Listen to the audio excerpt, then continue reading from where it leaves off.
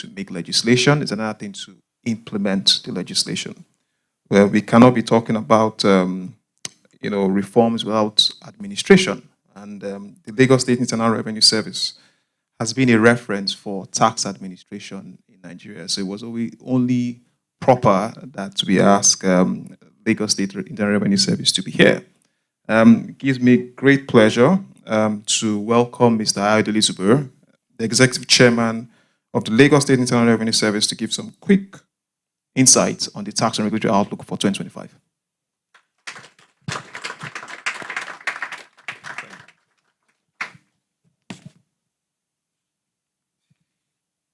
Distinguished guests, colleagues, and tax experts, the partners of Deloitte. It's an honor to be here to be a part of this crucial seminar organized by Yomi, I believe, majorly. As we all know, taxation is the backbone of any thriving economy, providing governments of all tiers with the necessary resources to fund infrastructure, public services, and social programs.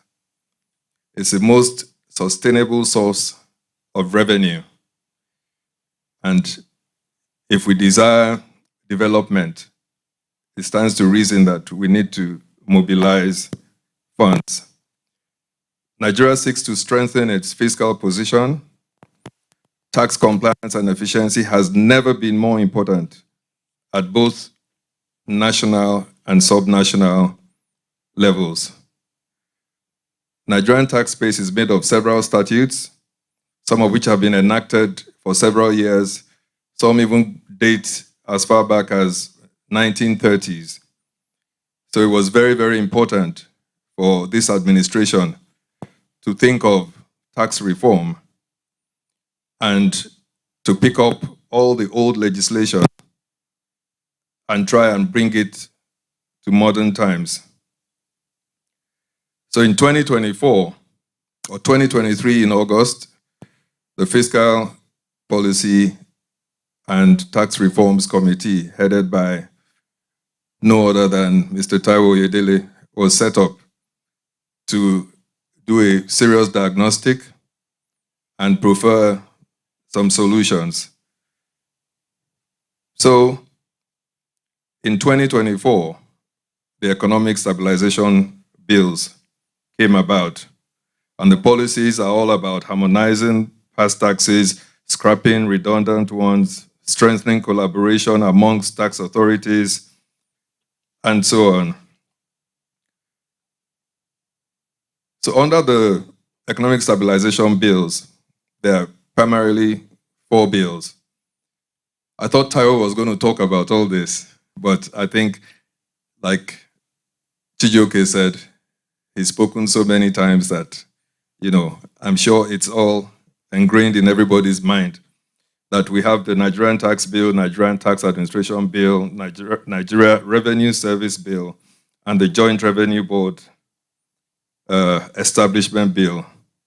It's expected that these bills will come on stream towards the end of the first quarter or sometime in the second quarter, ready for implementation in the second half.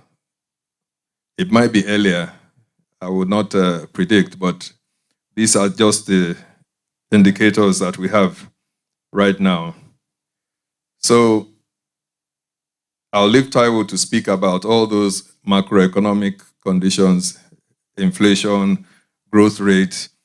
Some people argue that we're actually in a period of stagflation, which is even worse than talking about inflation, if you reference it to the low level of economic growth that we have right now. So it's imperative that we consider the impact of these proposed tax bills in Nigeria as a set to introduce key reforms that will impact businesses at the subnational level. As these changes unfold, the business community should anticipate the following in 2025: improved tax administration.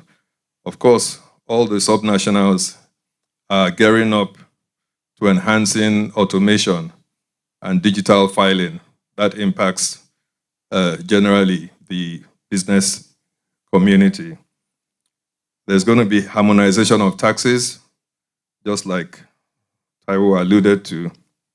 There are as many as 60 types of taxes, especially at the local government level. So there's a lot of work and effort being put into the harmonization. Definitely there will be stronger enforcement measures from our side. Now, this is not to scare anybody, but just to remind us that we expect things to be done properly for all the companies that file on time, remit on time, and do it in a very transparent manner. There's really nothing. It's just another process to try and mop up back duty taxes. That's the essence of having the tax audits.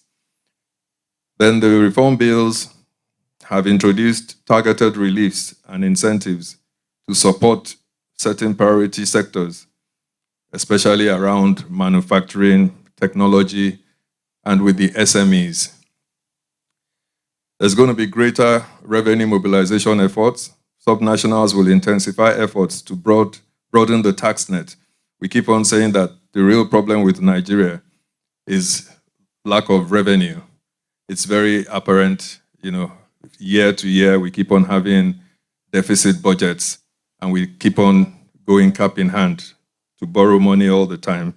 So this is a time that we need to concentrate and actually try to generate some more revenue.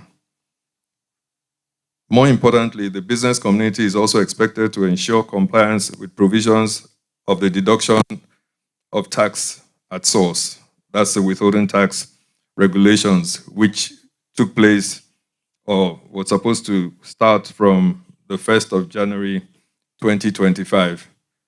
But off the record, the revenue authorities realized that a lot of businesses really have to reprogram and reconfigure their systems. They need to have a better understanding of all these laws. So while we're advocating for all these changes to start to take effect, the enforcement side of it is really going to be very light, at least in the first 90 days. And then thereafter, we expect to make sure that enforcement starts. There's also, it introduces expanded scope of services, such as the winnings from lottery and gaming. That sector seems to be the most affected by the new regulations, and there's a lot of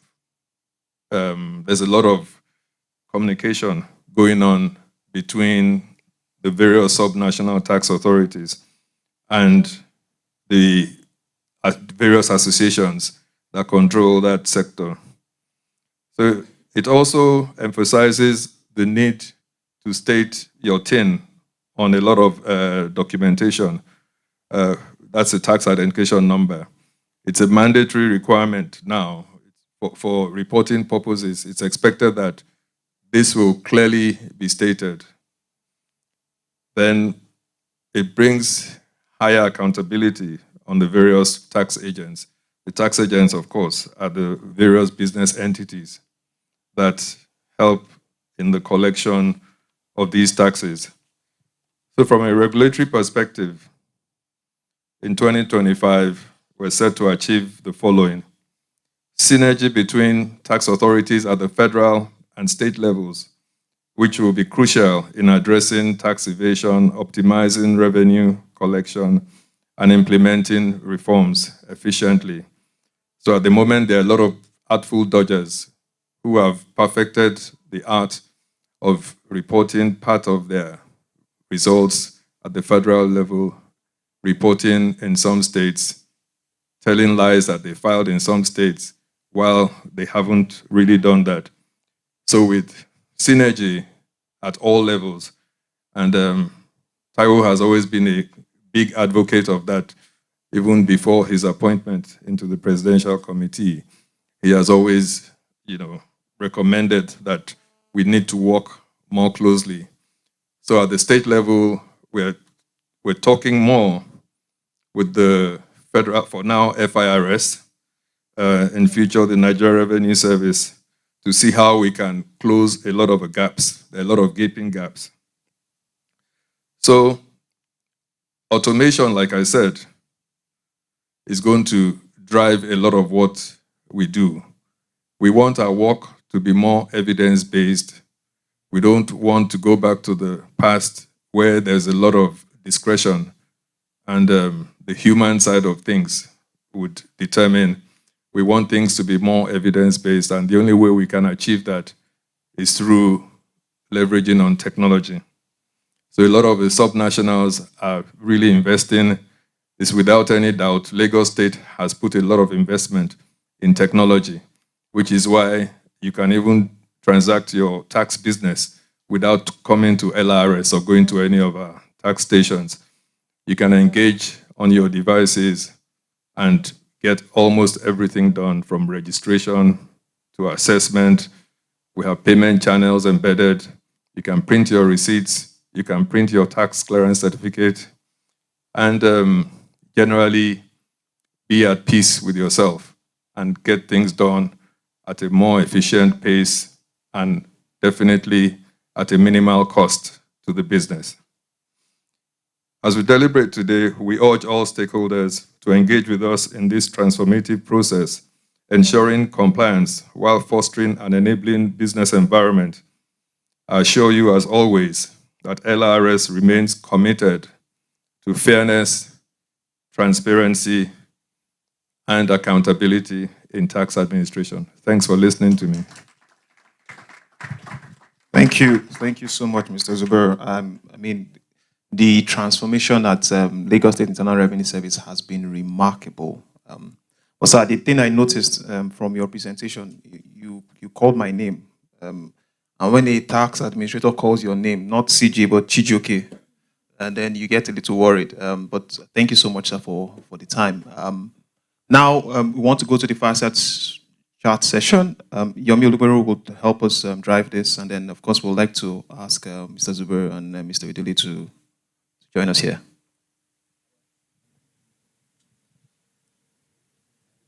CJ, all right. We wanted to have a quick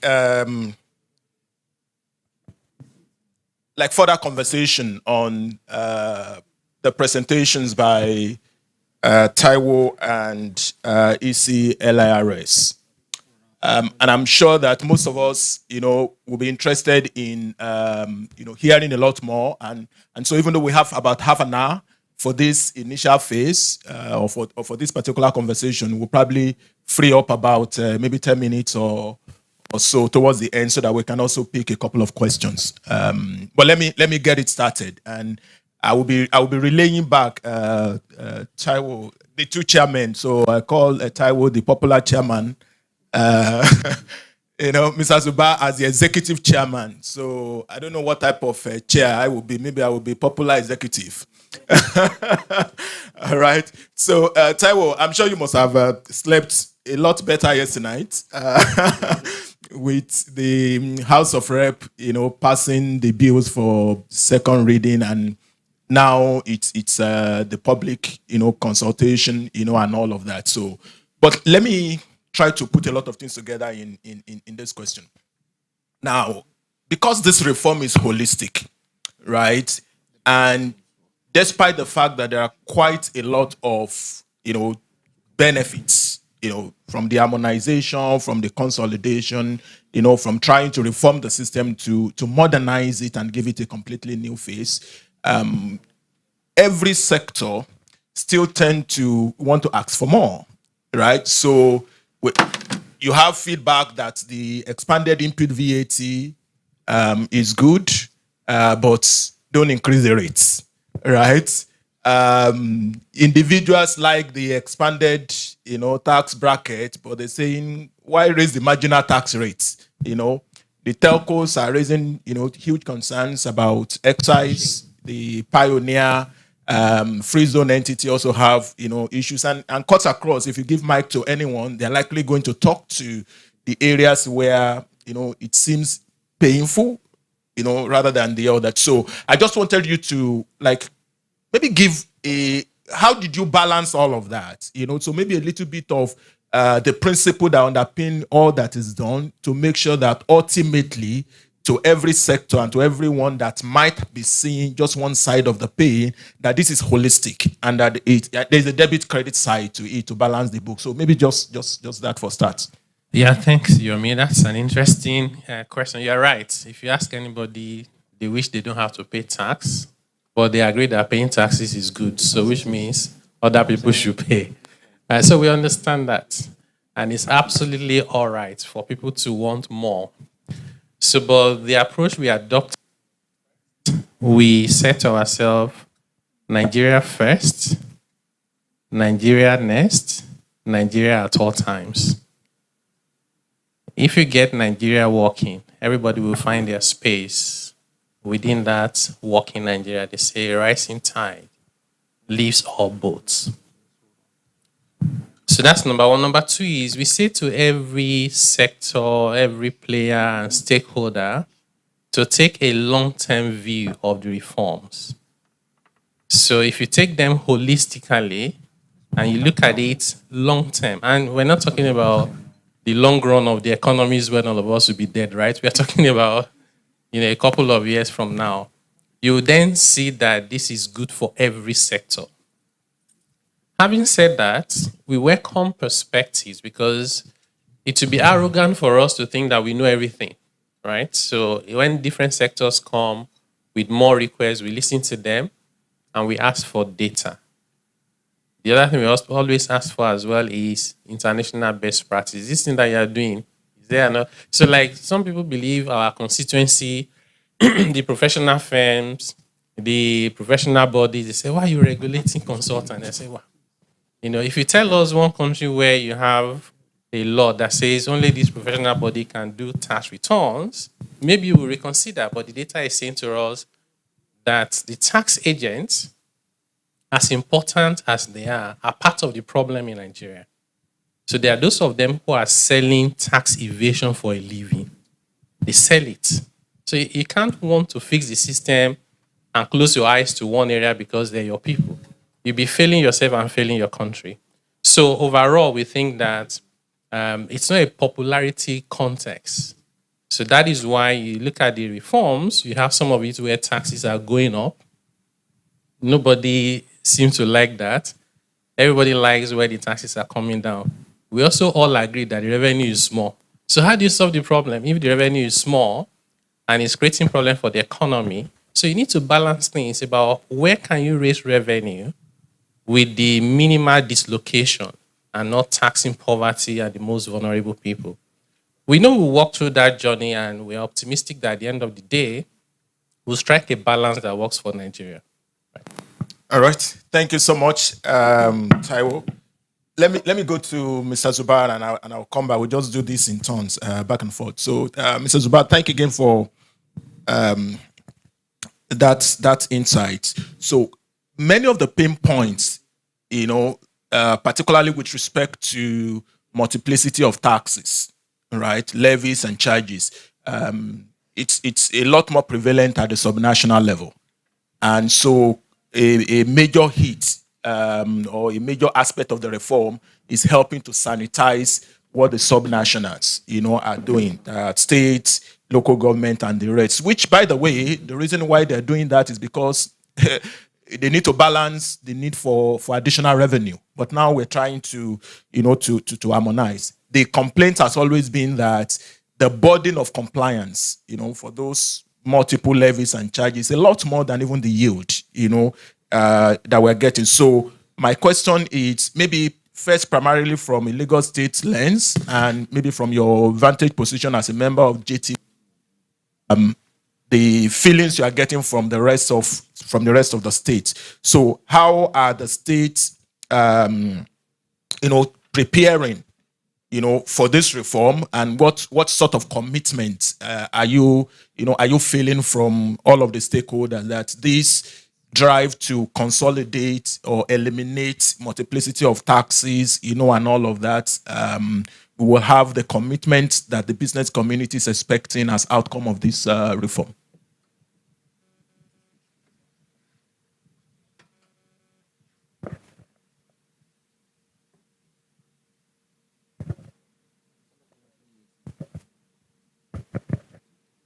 Thank you very much, Yomi. So this is always a very dangerous path for me to tread. And I say that because we all know that there are 3 tiers of government: federal, state, local government. And everyone is an oga to himself. So at the state level, we only enforce the specific taxes that have been given to us through the Approved Taxes Levies Act. Now, the real problem is with the local governments, because they're under pressure to generate revenue. I don't want to go into, there's a lot of politics around this topic. But in Lagos, we are trying with a lot of advocacy to have dialogue with local government chairmen.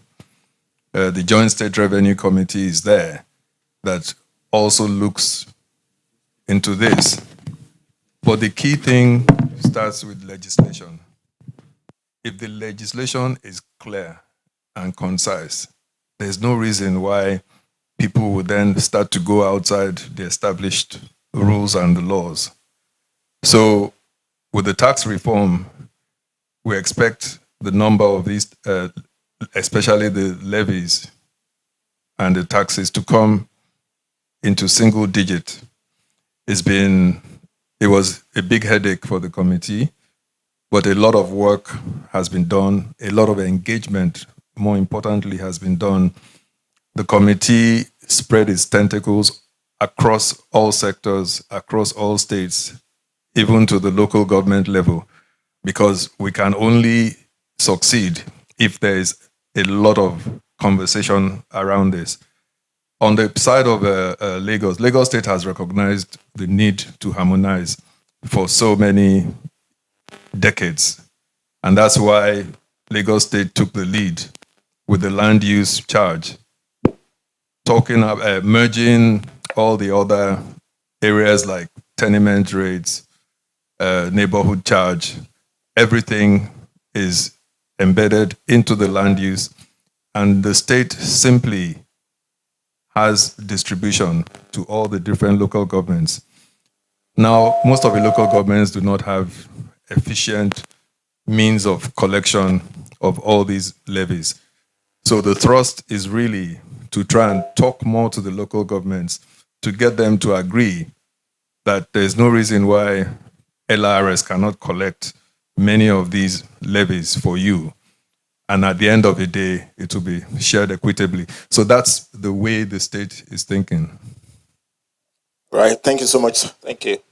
So I'm back to you, Taiwo. So you spoke to a fact that majority of the people in this room will agree with, which is the fact that we need more money, we need more revenue, to be able to service the cost of governance and all of that. Now, but there has been also quite a lot of comments or complaints around what we really need to do to increase the yield from, by way of closing the compliance gaps.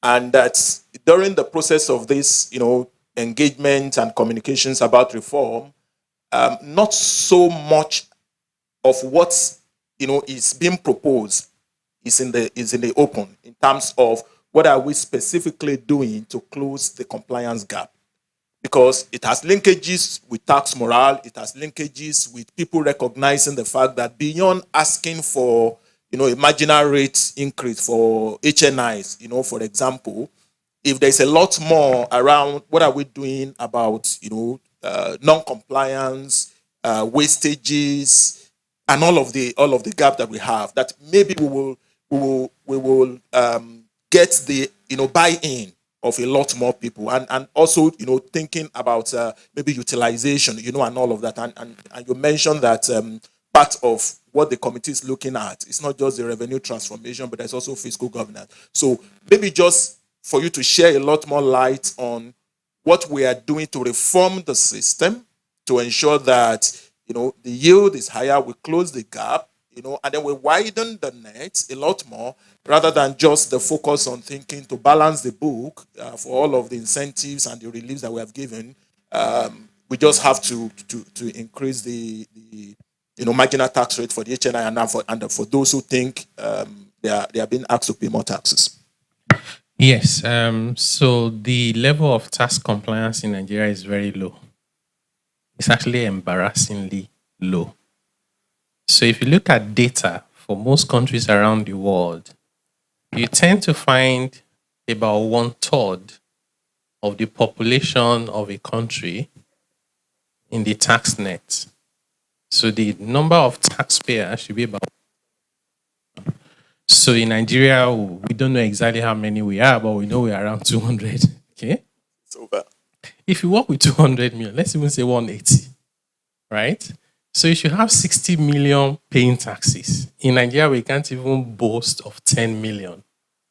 It's not adding up. You can tell me there's poverty, there's unemployment. It's still not adding up. Because being in the tax net does not mean you must pay tax, but you must be there because you have economic activities, even if you are exempted from paying taxes. That is a problem we must fix. And my brother, that one of the things we have been working on is using tax data and intelligence. If we connect the intelligence we have, we don't need to beg any country. It's not United Nations, it's not America, it is us. If you connect the intelligence we have in the system today, I won't need to beg anybody. The system will tell me, you say life is hard, and you declare income of 5 million naira a year to pay tax to my brother in Lagos.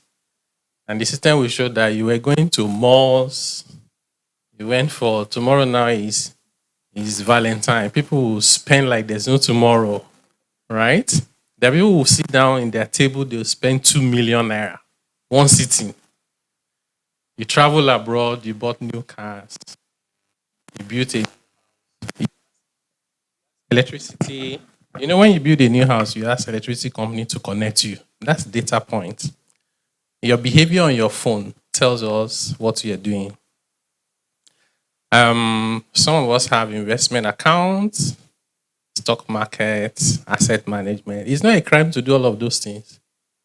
But when I piece the data together and I connect the dots, I'll say, sir, that your 5 million income that you declared, we saw from our record that you spent 30 million naira just buying all manner of stuff. Where did you find the difference from? Are you printing money at home? No. Is it from your savings? Savings has increased.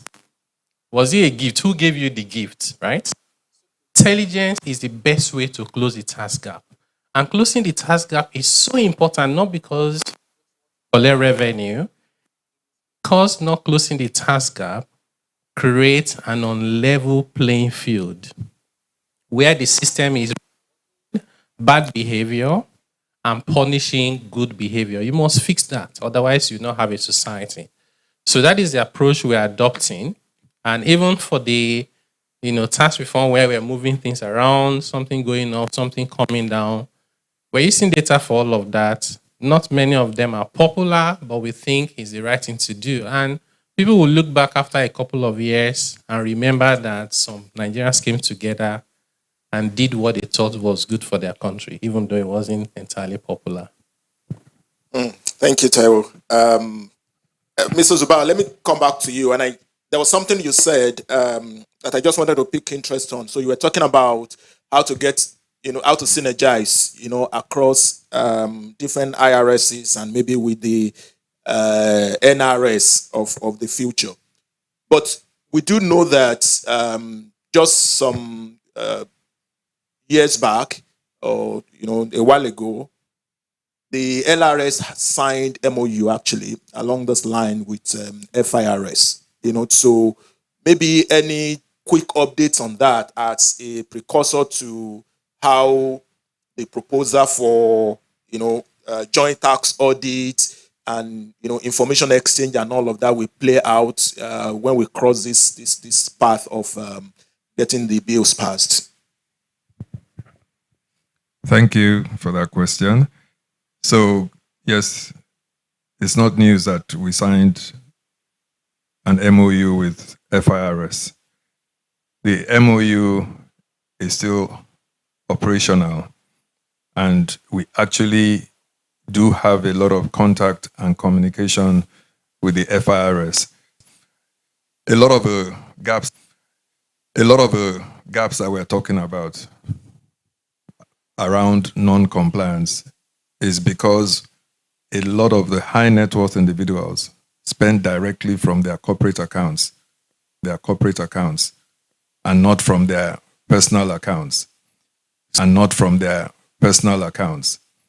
So when it comes to Lagos, they shut their books or they close their books and say, we're a limited liability company. You have no business looking at our expenditure.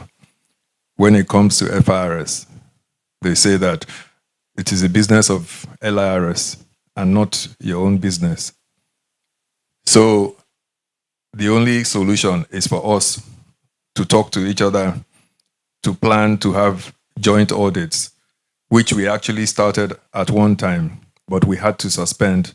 And that's because I think FIRS had a policy slowing down on their tax audits. So, and Lagos State, we usually do it on an annual basis. So we had done up to a point, and of course, and Lagos State, we usually do it on an annual basis. So we had done up to a point, and of course, in a clever manner, most of the companies in Lagos would say, LRS has done their audit already, so why are they here? So increasingly, they were very antagonistic towards LRS being present. So we even had to talk to the chairman of FRS at that time for them not to announce the team members, don't disclose their identity. That will get much better. But at the same time, we share information with each other regularly. We're even setting up some sort of data room now where we have to look at integrating some of our data. And like Taiwo said, it's all about connecting the dots. And everybody, watch out. The dots are going to be connected very soon. Okay, connecting the dots. So I'm going to allow like maybe max of 2 very quick questions if people are ready. But while we're trying to get those who are going to ask the question. So Taiwo, let me ask this question.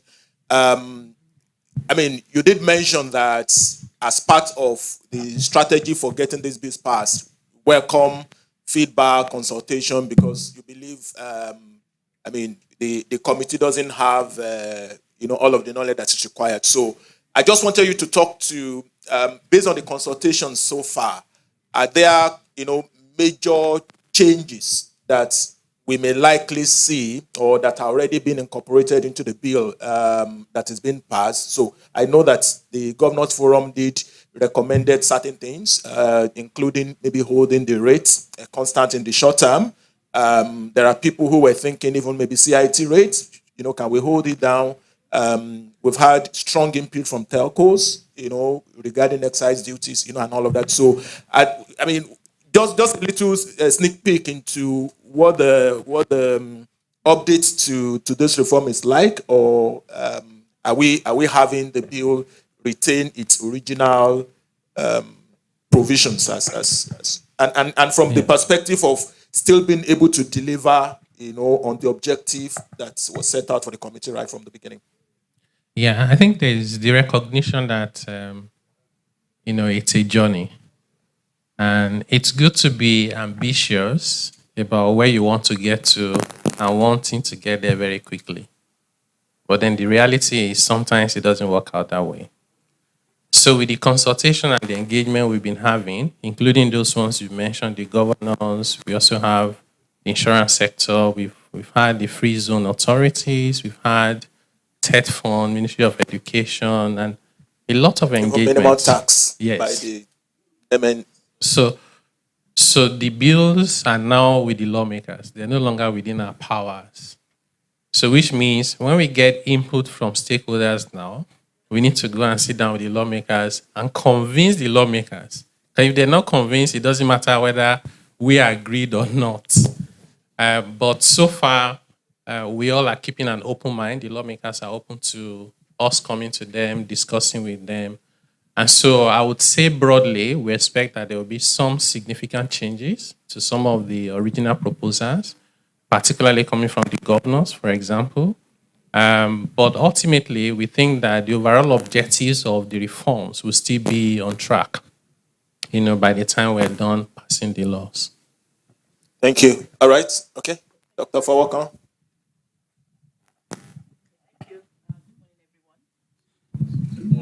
Yeah, I just have these two questions, very short, but one to Taiwo, one to the AC. The first is on the side of tax compliance, very low, which we all have given to. And I know we've said this again and again, that where we are trying to push everybody into the tax net, there's some expectation under the social contract theory, which I believe the committee would also need to give confidence to the people. So how are you working in this to ensure that as we push to compliance, we are also giving them that comfort on the social contract theory? Because other things come with when you pay your taxes, you have expectations which you need to meet. And that's one side for you. The second side is we're talking about data. Recently, FRS has been saying we want to do e-invoicing, telling people we want to go into the ERP. People are not confident with that. I can see some pushback. But be as it may, when we talk of data, and this goes to the EC, we have other means of data, customs, immigration, and these other things. We found out that we replicate data at every point. How well are we using this available data to do this intelligence we're doing? And how do we plan to progress such that we feel the pain, but we know at the end there's a gain? Thank you.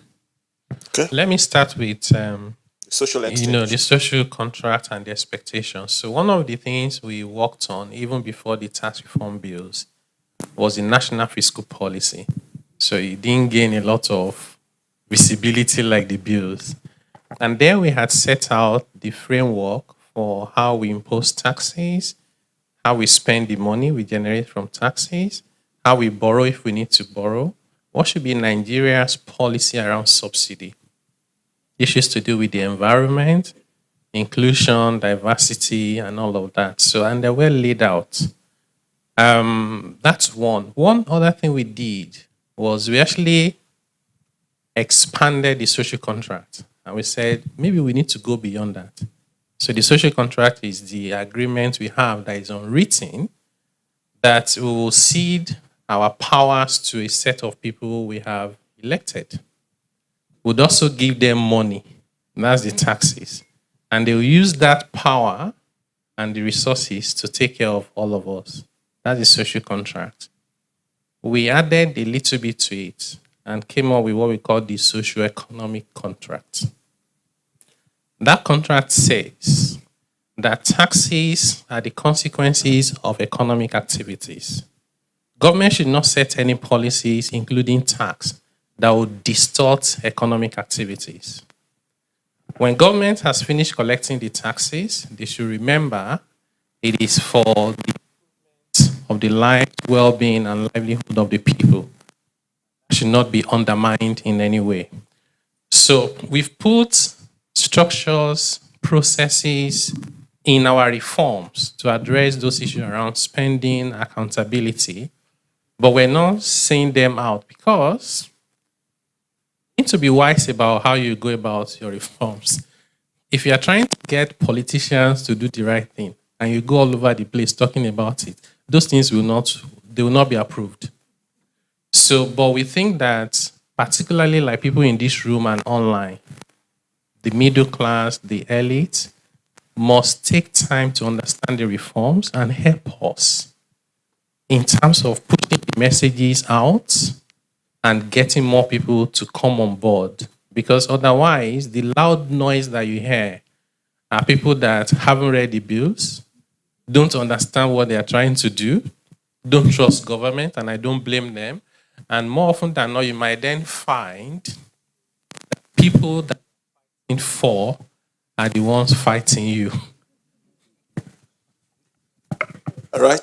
Mr. Zubab can respond to the data and intelligence. Okay, so quickly, we all know the importance of big data. We talk about it all the time. So for us to be able to do our work in a very, using global best practices, we need a lot of evidence. Our work needs to be evidence-based.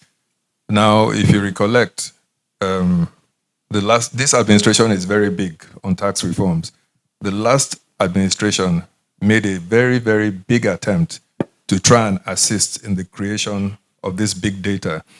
The former vice president was very active in this regard, along with Mr. Fowler.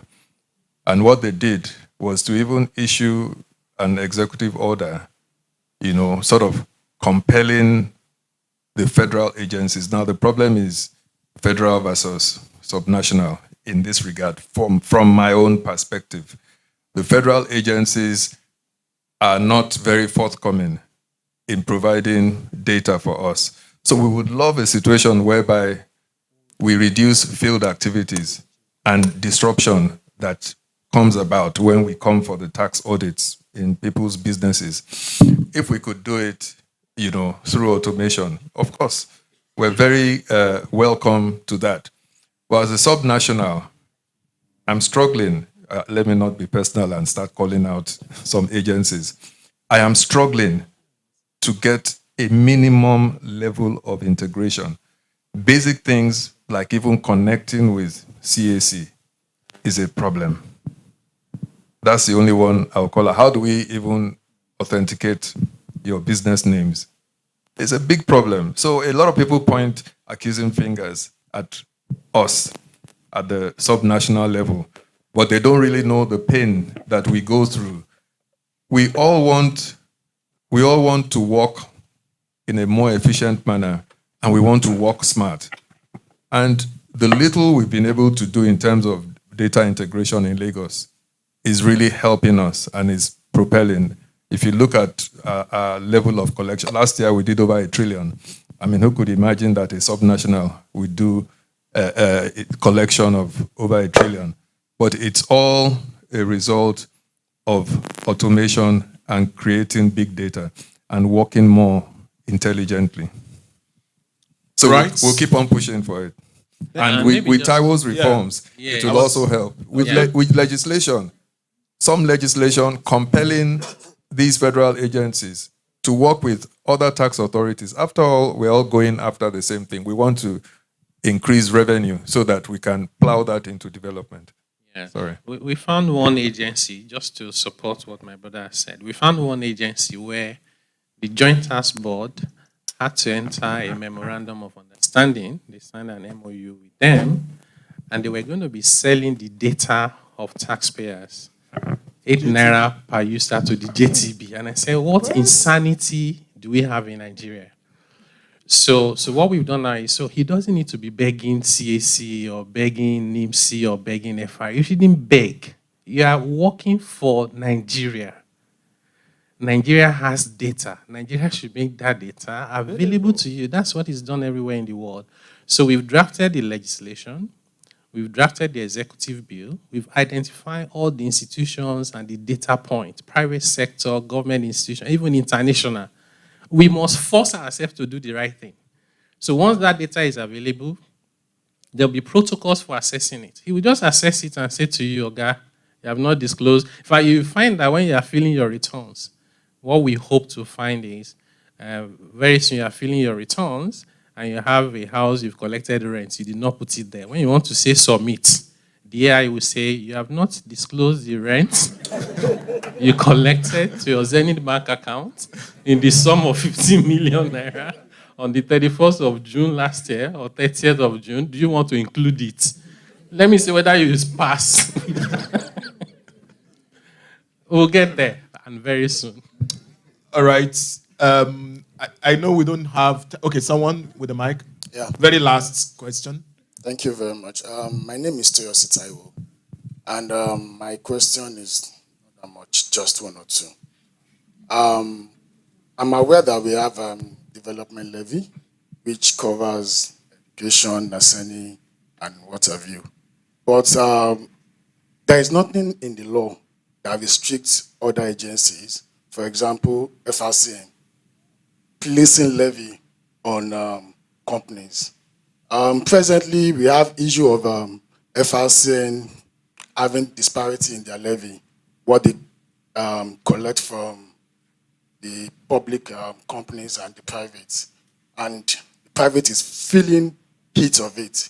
Imagine applying rates on turnover annually.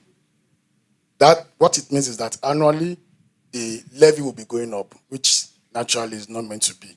So I don't know, maybe there is anything in the law that would restrict other agencies, apart from those that have been specifically mentioned, from doing this. And what are we supposed to do in this situation we actually find ourselves? Then, okay, so the second question has to do with the reform generally. Yeah, we know that we need to harmonize all our laws and work together. But one thing is key, implementation. There are a lot of areas in that law that needs proper rules, guideline, and let me say interpretation, so that at the end of the day, everybody will be on the same page. It will not be like FRS will say, this is how it should be done, and taxpayer will say, this is how it should be done. Yeah, so I think that's clear.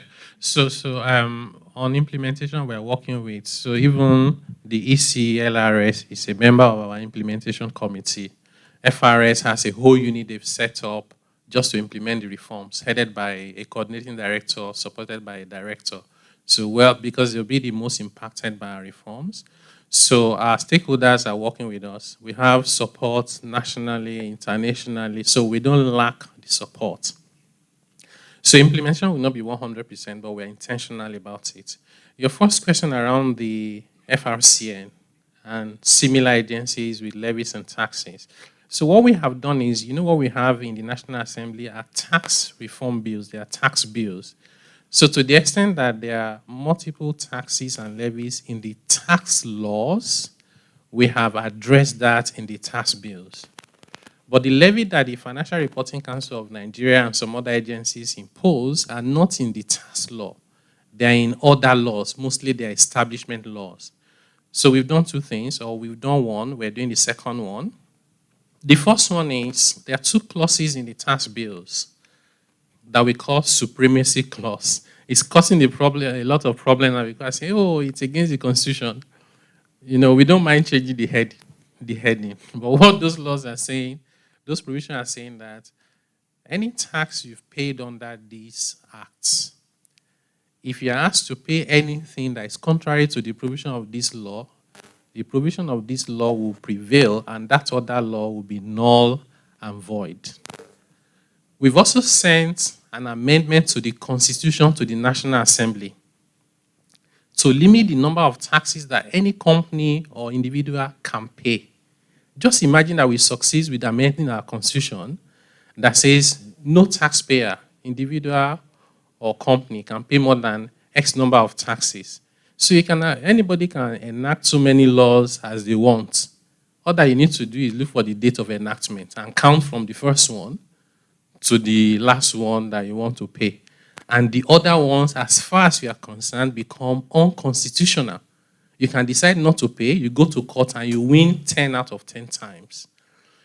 In our phase 2 of our reforms, once we are done with the tax bill, and that's the stabilization bills that were put on hold, we then identify these other legislations and amend them so that where they have taxes and levies, some of them not making sense, will now be behind us, and then set the framework for that not to come back, because we are very good at establishing agencies and creating taxes and levies to fund them. So we are optimistic that this process would work. It will take time, and that's why we need everybody to come with us. Thank you so very much. I think it's a hard close. EC can have quick. Just to add a little angle to that, you see that the Reform Committee is getting very strong on the need to have just the Nigerian Revenue Services responsible for collection of taxes. It's very, very intentional. All the regulators should go and face their regulatory services and duties. A lot of them come up with all these levies. It's just revenue seeking. And most of them do not even, or a lot of them do not actually provide any service. It's just about revenue. So once you are able to have that understanding that Nigeria Revenue Service, which has been changed mostly because it's not only tax, it's about revenue, not just taxes, tax and non-taxes, basically. So if that is put on the front burner, I think it will help reduce this issue of levies. The argument is that the levies are usually administrative charges and not taxes. But the approach of the tax reform will cure a lot of those problems. Thank you so much. I will take that as your final take, sir, because we need to indicative timeline. When is this likely to go live? Passage, implementation. Yes. No, that's beyond my pay grade. So the lawmakers are fully in charge, but we believe that they are giving it the seriousness, the focus, and the diligence that it requires. So we're hopeful that sooner rather than later we'll see the bills pass into law. My closing remarks would just be to say that one thing I've observed doing this work for over 1 year is that when there are reforms that benefit people and they like, they don't say anything about it. They just like it and keep it to themselves. If there are those they don't like, they scream about those ones. And if you don't balance the narrative, the noise are all against the bills. If the bills don't succeed, all of us would have lost out in what I call a once-in-a-generation opportunity to reform the system. So if there's anything that you like and it's good for business, please say it so that the noise out there can be balanced. Otherwise, politicians will look for the loudest voice and play to the gallery, and we may miss the opportunity. I hope not. Thank you very much. All right. Okay, so on the side of Lagos, I will say that we are very optimistic that the bills will be passed. We are very much looking forward to the passage of these bills because it's going to help us improve our efficiency. Taiwo was very proactive in making sure that there was a side subcommittee, Lagos State and the Tax Reform Committee. Actually, we had our own engagement, we had our own dialogues. Everybody says that, oh, this thing is to the benefit of Lagos because the president used to be in Lagos. But that's not true at all. Lagos is going to lose a lot of revenue in the short run. But we believe in the reforms. We're not and we know that ultimately what we lose now, we will gain when we have a smarter tax system. Thank you so very much. Let's appreciate the ECLRS and Taiwo for an insightful session. Thank you so very much. Enjoy your next at 12:30. Thank you so much. So, CJ, please, over to you. Thank you. Thank you. Thank you. I appreciate that.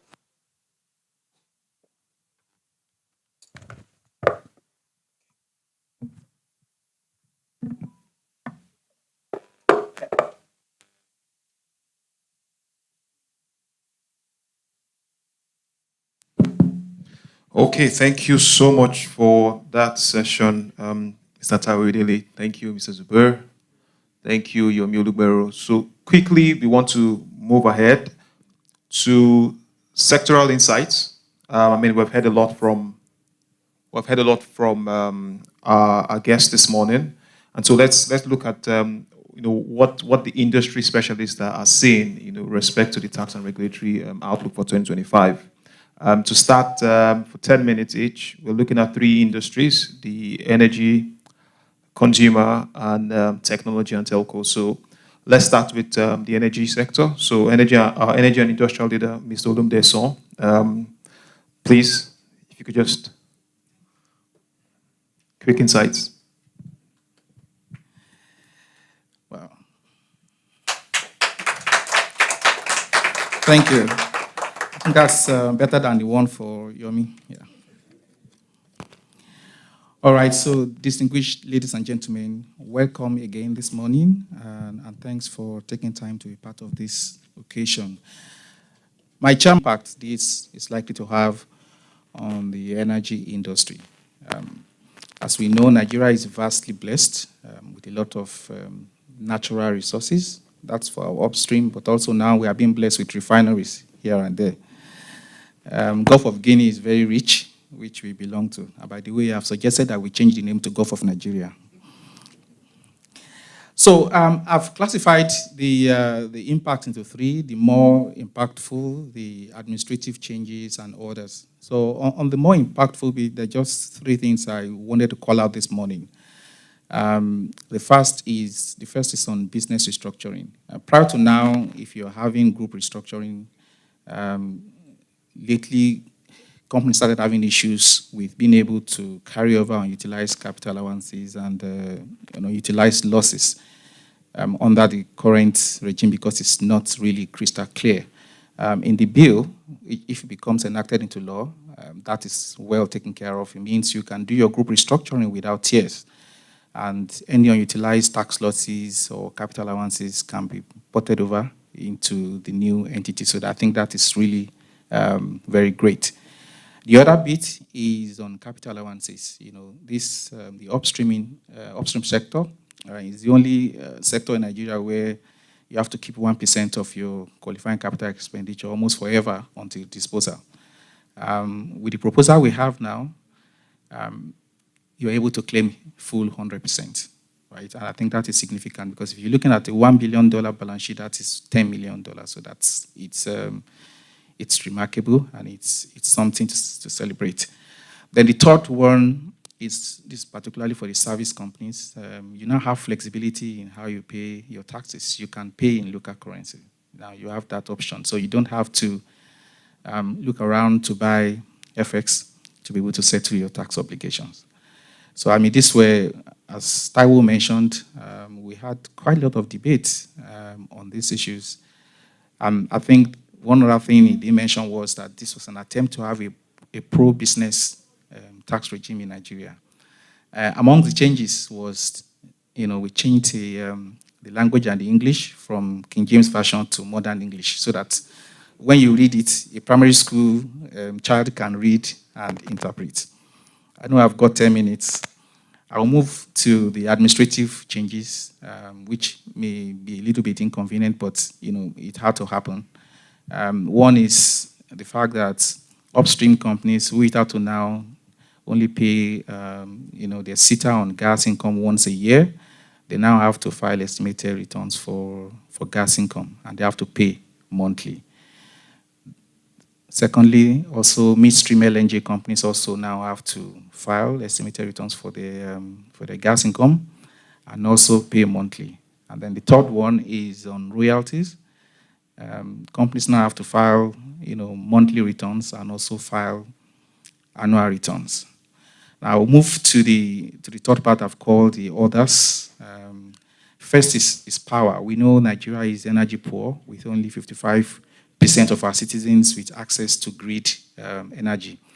And when people talk about access to energy, it is not just about this electric power. It's also about energy to cook food at home. You will be surprised that only 14% of Nigerians have access to clean cooking fuel. So remaining, 86% thereabouts are still using biomass. So it's important that power sector is fixed. And so in the proposed bill, power sector is one of those that have been accorded a priority status. And that priority status, depending on the capex and the revenue, will attract tax credits for some years. That's for new companies actually entering into the sector. So that's really very good. Then the other I want to talk about is for upstream companies. Tax could now be a reason to forfeit your license now. That's how serious it is in the bill. So companies are encouraged to fully comply with the tax obligation, because otherwise it could become a basis, and that's the capital gains tax. We're all used to paying capital gains tax at 10%, but under these bills, capital gain tax will be at 30%. Overall, it's a largely pro-business reform that we are seeing here. And a lot of input has been taken from the different stakeholders across different industries in Nigeria, and including OPTS. I just want to encourage us all to have faith in the system. And if there are still concerns, like the chairman said, we can still actually write to the committee. And like he said, of course, now it has to go through the National Assembly, because now they have the bills having passed the second reading. So, ladies and gentlemen, thank you so much for coming once again. Thank you, Mr. Olumdesong, Energy and Resources Leader at Deloitte West Africa. The next insight will be from Mr. Modupe Kadri, the Executive Director, CFO, MTN Nigeria. Do we have him? Do we? Supposed to join us virtually? Not yet? Not yet. Okay. So we'll move on to our consumer industry. And then, of course, we have pleasure to invite Mr. Olukunle Ogunbamo, a partner, technology leader, and also our consumer leader in tax. Thank you. Good morning, distinguished ladies and gentlemen. Unlike Olumide, I will refer to my note a bit. I'm not one of the law, what do you call them, law shapers. All right.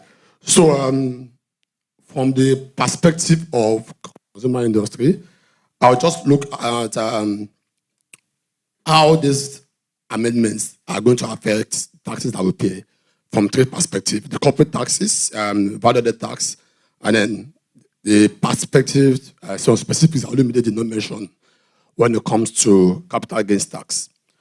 So from the corporate tax perspective, there are a number of changes.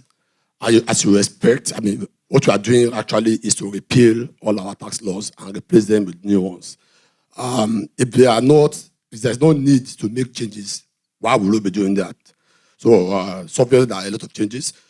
But one of the very important ones, as very remarkable for me, we have continued to support our pro-small business initiative. Various data points, various statistics will tell you that a large part of Nigerian GDP is being contributed by the small and medium scale enterprises. So if we want to continue to have economic prosperity, we need to focus on that space to see how we want to encourage them.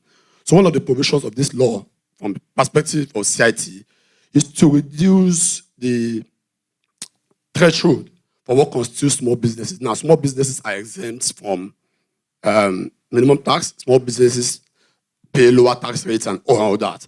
So in the past, you only qualify as a small business if you have revenue less than 25 million. Now, because, again, inflation, exchange rate, and all that, what this law does is to increase that threshold to 50 million.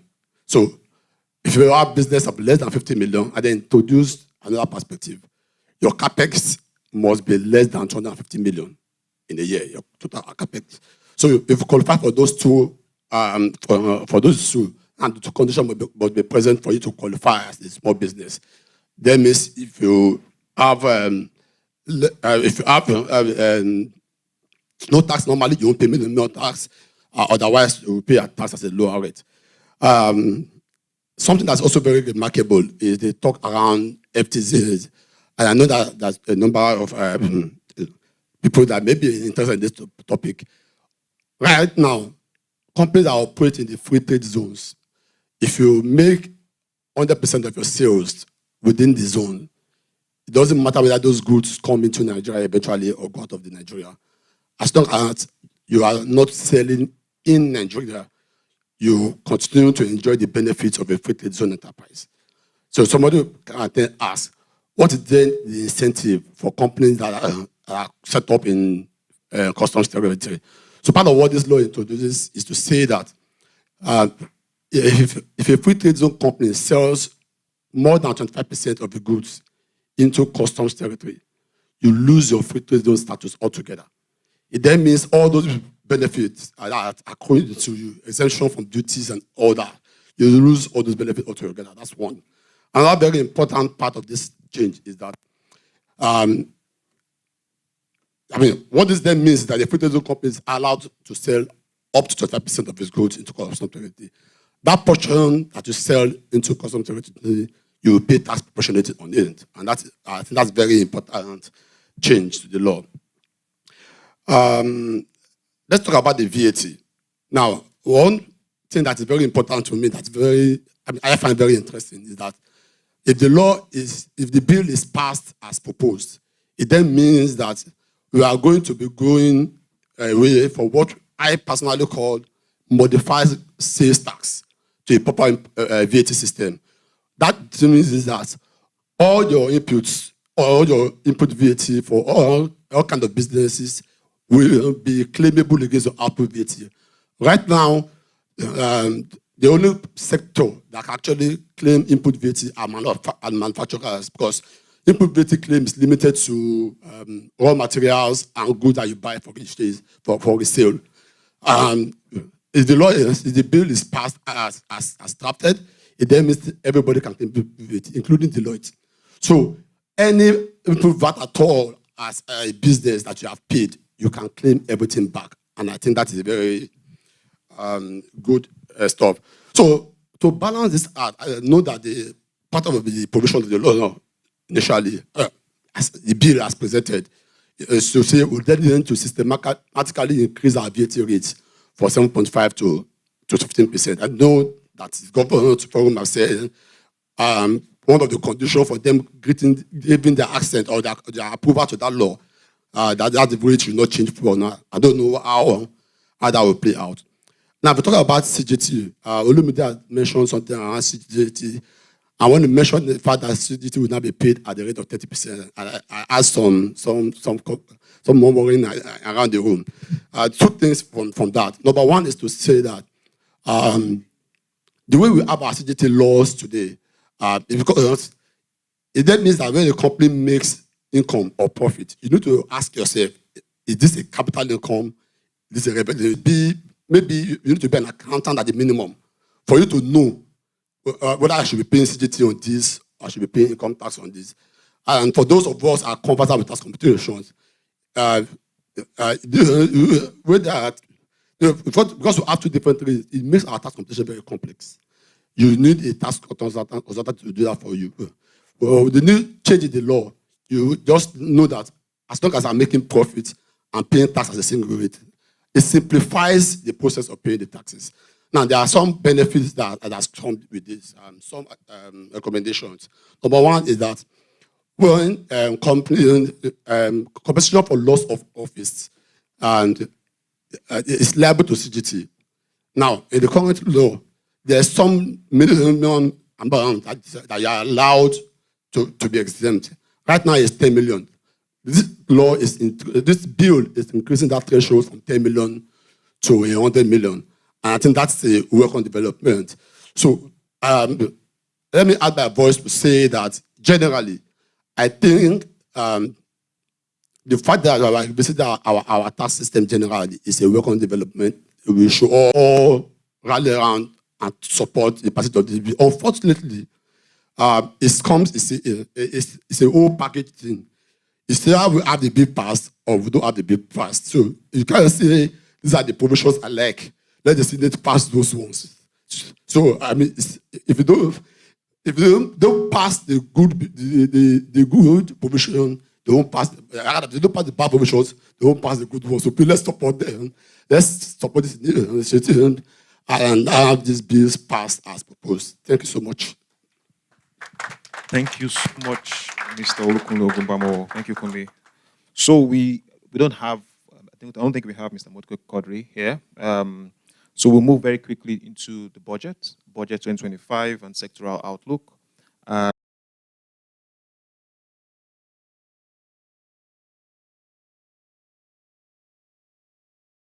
Into that, it will be good to at least look at the global economy, the Nigerian economy, next Nigerian economy, and even everyone, right? The first is the fact that we are beginning to see shifting winds in terms of trade patterns, in terms of foreign aid, in terms of even immigration laws. Thank you very much. Yes, so the world basically is getting more polarized. If you look at politics right now, it's becoming more polarized. We know all that is happening geopolitically in terms of even looking at what's happening in Europe, in the Middle East. So that's what one shift that we are looking at, that fragmentation that is occurring. Another one is obviously the US. The US is the largest oil producer. The US is the largest economy globally, right? So when the US sneezes, everyone catches a cold. And we know that with the new administration that is in place right now, there are a number of policies that have significant implications, numbers. And what that means for us is, one, because we do borrow externally. So if interest rates globally are declining, it will be one of the factors to consider when you look at our debt service from an external debt point of view. AI is another one that I would like to point out, artificial intelligence. We're beginning to see that increasing adoption for AI. And these are just some of the shifts that we feel that from a global point of view are things that we need to pay attention to and how these would impact on our business and our economic environment. Next slide, please. Now I'll go into the budget.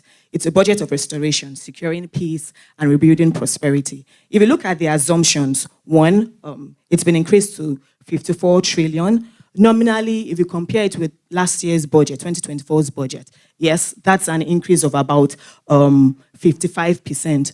But if you adjust it for the exchange rate impact, it's actually lower. If you look at the revenue also, about 36 trillion. Nominally, yes, it's higher. But in real terms, that's also lower by about 25%.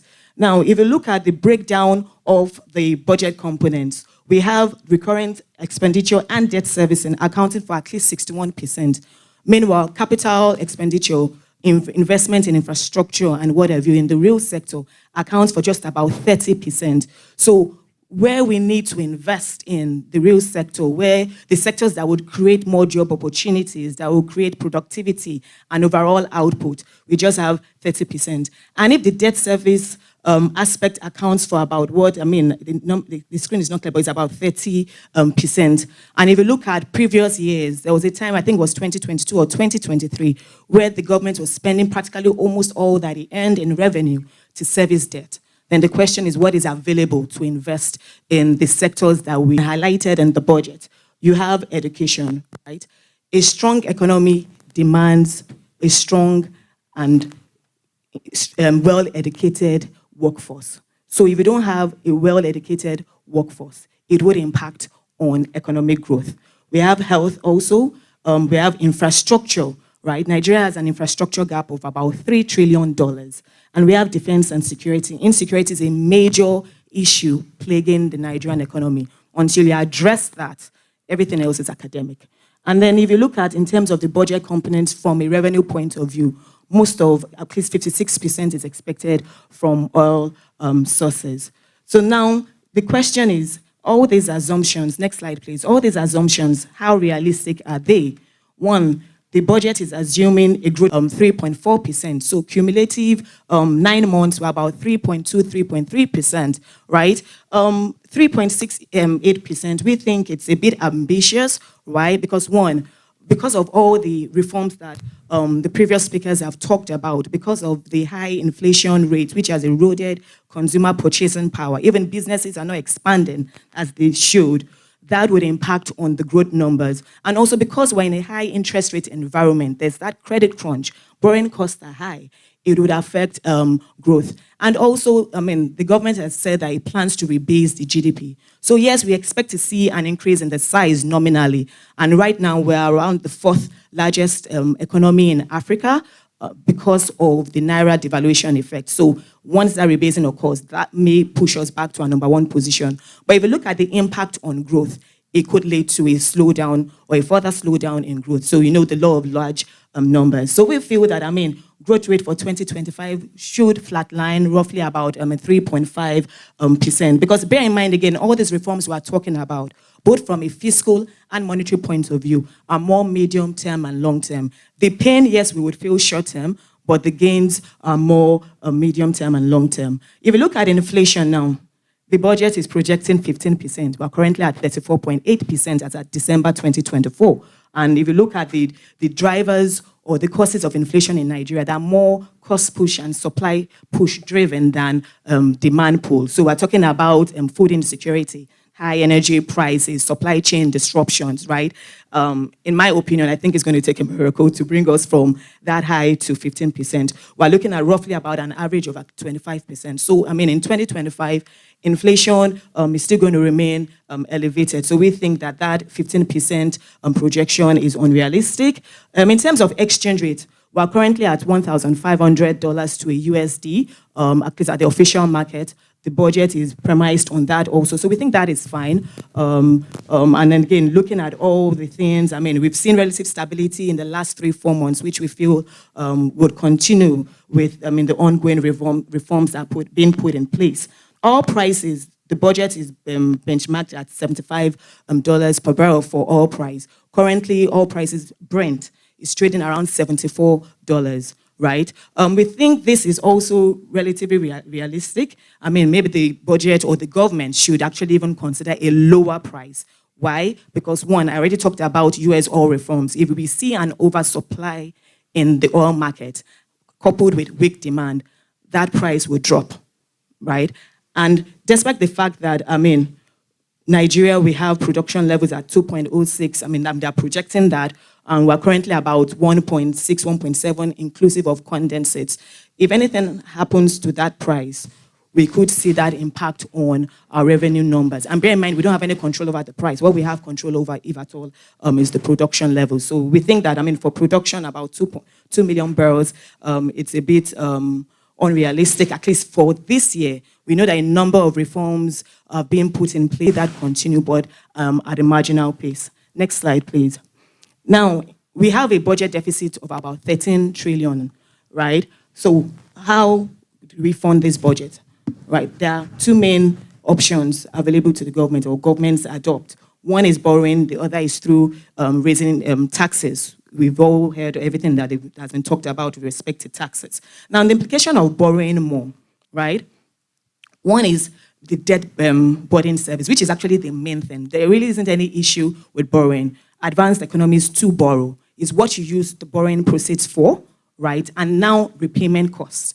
We're in a high interest rate environment. Our monetary policy rate is about 27.5%. Effectively, if you look at borrowing costs that are over 30%, right? So businesses are struggling with that. I'm sure my industry leaders, especially, currently in the consumer business, you would attest to that is one major factor affecting consumers, the high interest rate. So now, from a government point of view, if you are borrowing in a high interest rate, what you are paying back is going to be at a high cost, which would erode or eat into your revenue. And if you are spending most of your revenue, right, on servicing that debt, again, what is left for investment in the real sector? Also factoring in the exchange rate impact. Yes, we've seen some stability, but the Naira, I've talked about the repayment, it's been increasing, rising predominantly because of the impact of the Naira devaluation on the numbers. Now, from a higher taxes point of view, yes, if you increase taxes, the government gets more revenue, but it is inflationary, right? And if you're having that inflationary impact, then it's almost going to contradict, in a way, what the CBN is doing. So there has to be that handshake. But again, we get to that point where you'll see in my slides where in terms of the policy environment, it's very, very important for that handshake to occur between the fiscal and monetary point of view.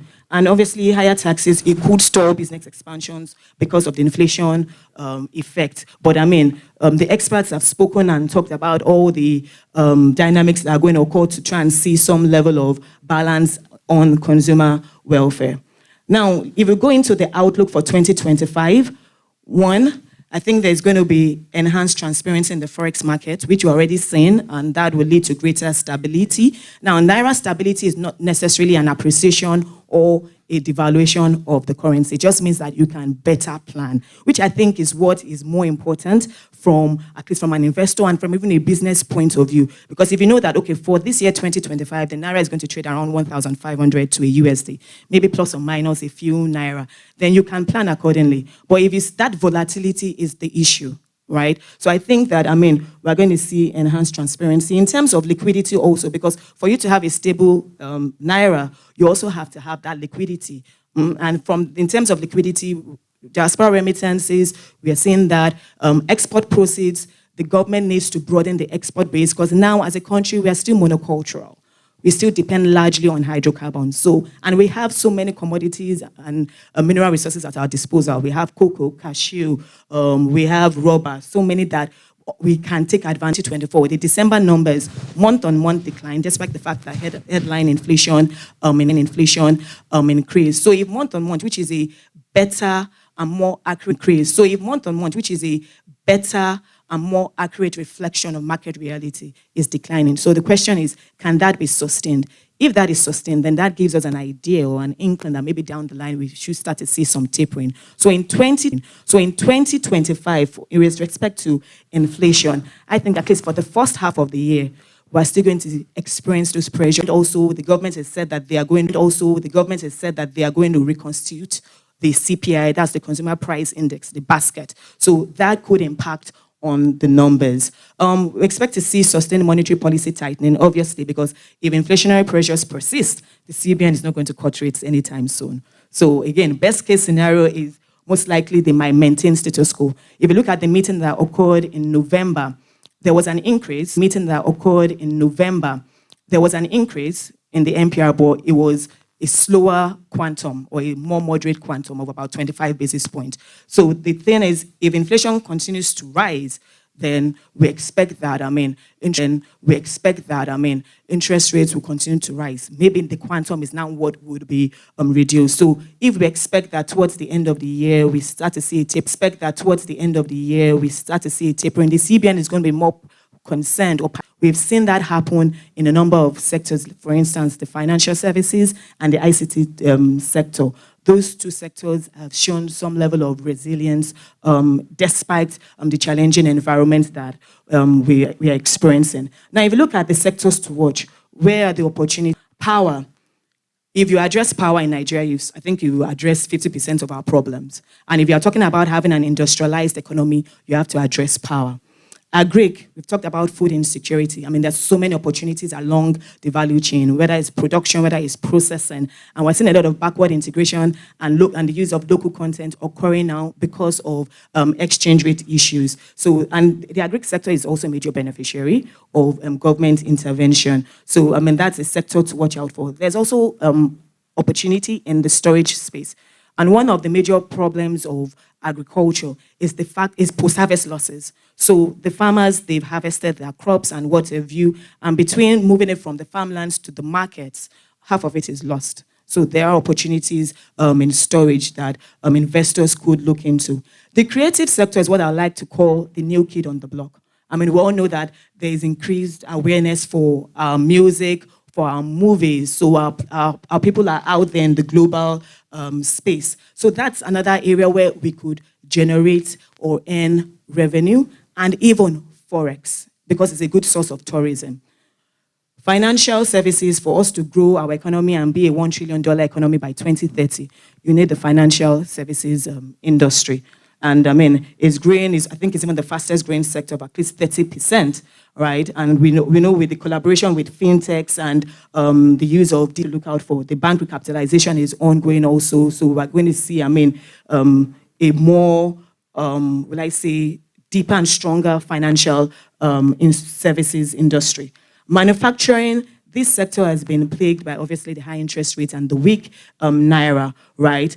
So those two, oil and gas, we've talked about oil and gas, and because again, it's our major source of revenue and hydrocarbons. And more importantly, the oil refining part of it. We have private sector refineries coming on board, act positively on the numbers. And from a refining point of view, it would also help to reduce, one, our import bill, and then also, I mean, it gives us more options in terms of export proceeds. Next slide. So these are just some numbers. So like I mentioned, I mean, in 2025, if at all, average-wise, we start to see that tapering in inflation numbers to roughly about 27%, and growth would flatline around 3.5% thereabout. Next slide. I think I've run through all of this. Inflation too, I've talked about this. Now, from a monetary and fiscal point of view, next slide, please. Like I mentioned, one, we need to see that cohesion, better coordination between the monetary and fiscal point of view. Next slide. We need to see that cohesion between the two policy authorities. They've talked about the impact of VAT and the likely increase and what have you. Fiscal expansion is going to continue, right? We've talked about the fact that the debt service burden will limit fiscal flexibility. What we need to see also is transparency in policies. There's that trust deficit that is inherent in the Nigerian economy, right? Which is something that the policy authorities, I'm talking about both from the fiscal and monetary point of view, need to bridge. Right, so as they're implementing the policies, communication, also consistency, because one major factor that affects the level of investment into a country is the risk of policy reversals. So investors and businesses are looking at your body language. If you say you're going to do this thing today, it's not tomorrow that you're going to change and do something else. So there has to be that policy, sustainability, and consistency, which is very, very important. The political will required to block systemic leakages. That is also something that is required. Next slide. So in conclusion, in terms of the budget assumptions, we think, I mean, some of the budget assumptions are optimistic, right? I mean, attributable to the reforms that are going. Are there risks to these budget assumptions or the budget being achieved? Yes, there are risks to implementation. I mean, the cost of living crisis and the socioeconomic impact of these policy reforms could make the government stall. So for instance now, I mean, we know what happened last year now, for instance, in Kenya, and how, I mean, because of the socioeconomic impact of the reforms and how that led to social unrest. So a lot of governments and administrations are beginning to factor that in. So if I'm coming up with a reform, it's not just looking at that reform from an economic point of view, how it will impact on growth, development, revenue of corporates. You also have to consider how that impacts on consumer welfare, so that there is that pushback is not there. Because if there's pushback, if there's social unrest or discontent, that would impact on the implementation of the policies. Then obviously global shocks too. We started this presentation by looking at the global shifts that could impact on the economy. If there are global shocks, especially in the oil market, everything we are talking about with respect to the budget becomes academic. So there are risks to budget implementation. In terms of growth, we are looking at it to flatline around about 3.5%. The impact of the economic reforms, yes, we're going to see that play out. The pains will be what we're going to be feeling right now, but in the medium to long term, we'll definitely start to reap the benefits of all these economic and policy reforms. Like I said, monetary policy will remain contractionary because we expect inflationary pressures to persist this year. And fiscal policy will be a mix of will be mixed as the government balances trying to generate revenue with the socioeconomic impact. I think that's the last slide. Yes. So I would hand over to Chijioke now. I think there's a panel discussion after. Thank you, Damiola. Please just hold on to the mic. Hold on to the mic. Thank you very much for that session. So just quick update. I understand Mr. Modupe Quadri was online and tried to join. If he's still there, can we still get him? Is he still there? Because he could also join this session. Is he still online?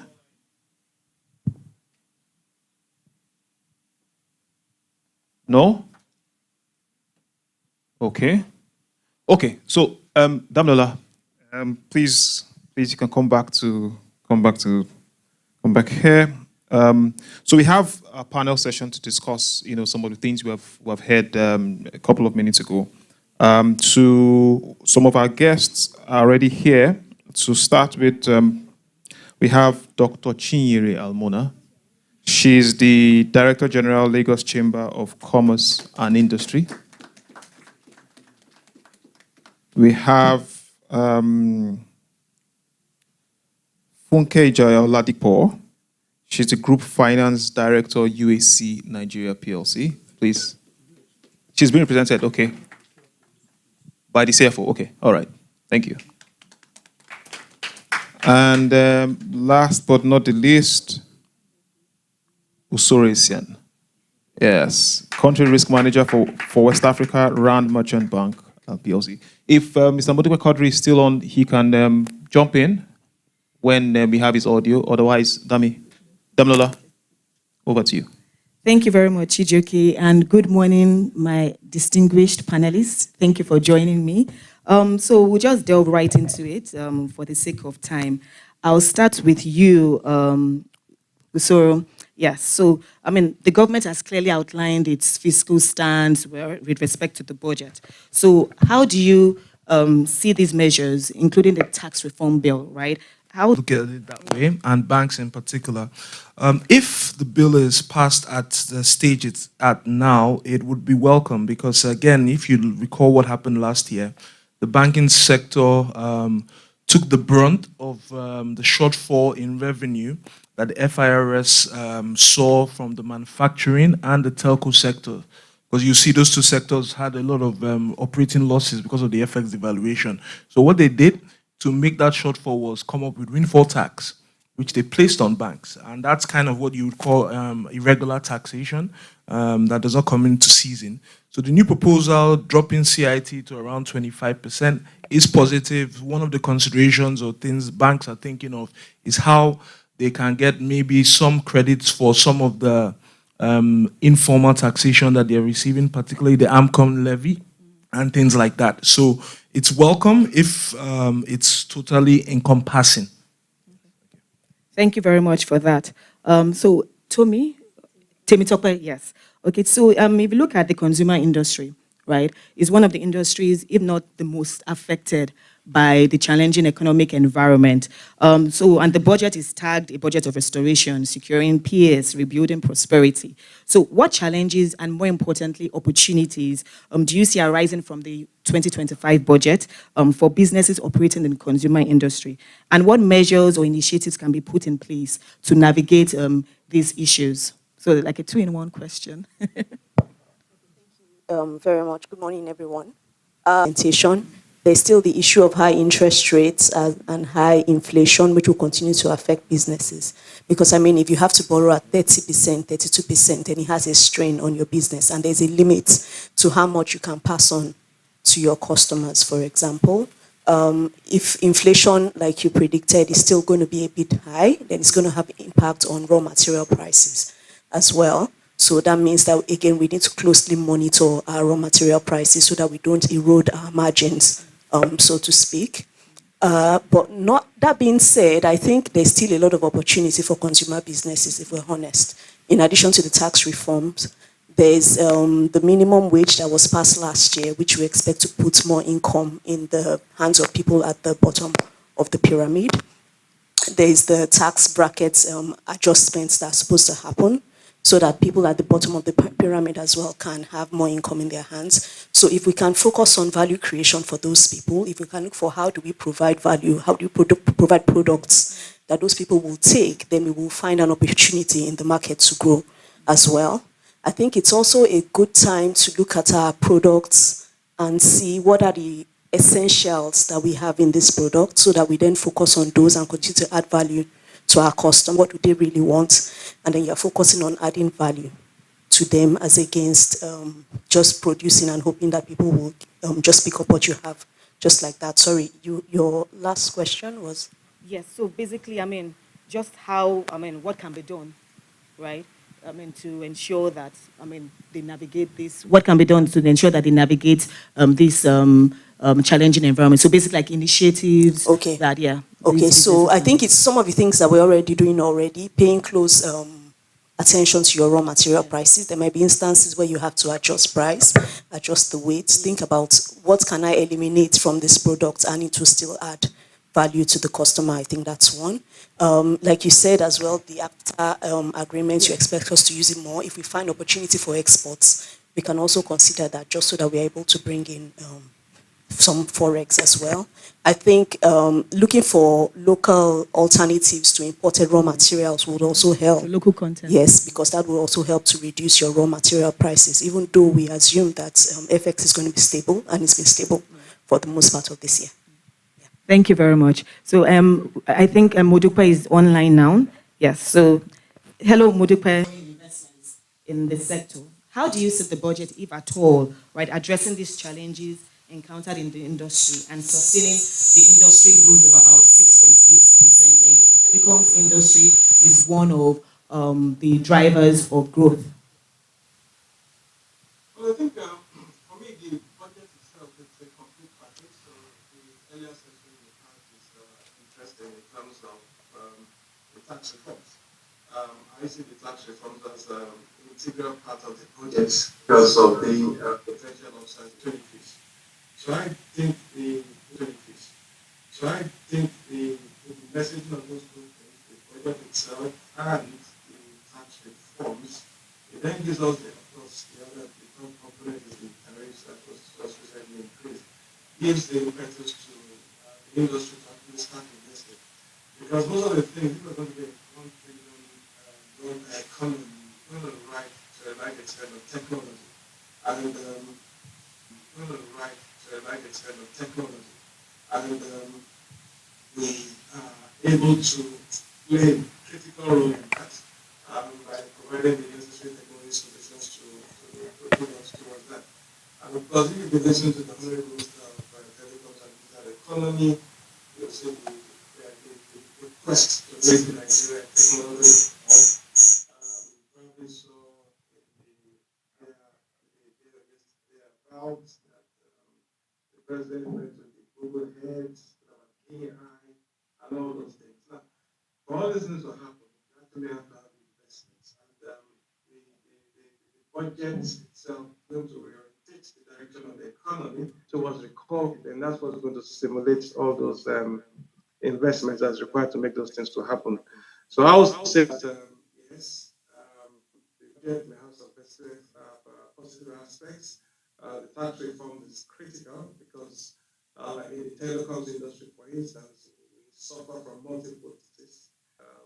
The bottlenecks in the current tax regime, such as my inability to pay my inputs, VAT, so basically I'm paying VAT twice. All these things was actually going to erode the returns to shareholders, and that would also impede. Come to you, Dr. Chinyere. So the budget projects an inflation rate of 15%. We're at 34.8%. The exchange rate assumption is 1,500 naira to a USD figure. And we're currently around that level, at least in the official market. So in your own opinion, are these assumptions of the budget realistic? And also, are there any other initiatives, or is there more that can be done in addition to the current reforms that are being implemented?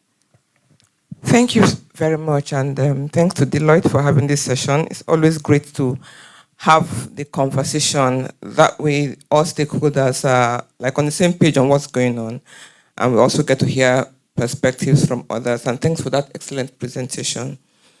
So when you talk about the budget assumption, this 15%, I think different people look at it from different perspectives. So I have heard renowned economists say that it's quite possible to get down to 15%. I have heard very religious people say that if you believe in faith and believe in this 15% is going to happen. On both sides, I agree with them, by the way. But I think it's going to be quite challenging. Harvest losses are high, then it will be quite difficult to bring down food inflation.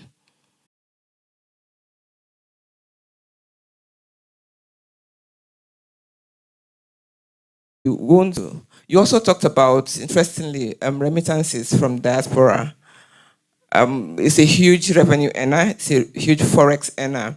And if anything happens to that, with the laws happening, going all over the place, then that will also be affected. We've also talked about AFCFTA. It's an avenue for us to expand.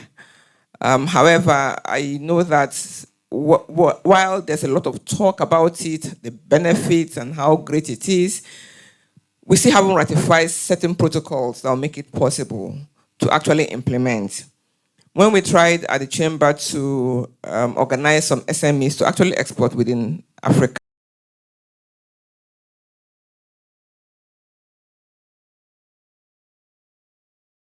AFCFTA actually works. So these are the things that we need to do to increase forex earnings. If we don't increase forex earning or reduce our demand for forex, we can't get down or have a stable. So the financial services sector, it plays a critical role in driving economic growth.